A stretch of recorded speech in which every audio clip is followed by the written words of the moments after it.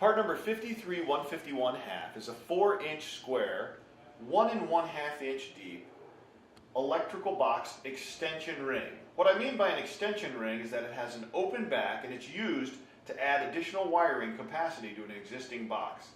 This particular box has 3 1/2 inch conduit knockouts on every side, and it installs quickly and easily on existing junction boxes.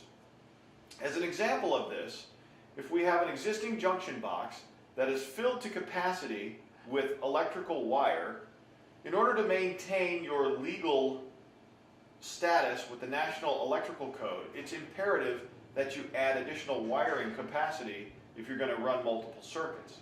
Therefore, you take an extension ring and quickly and easily install the slots of the ring directly over the screws on the box, which slides it in place directly above the 4-inch square box.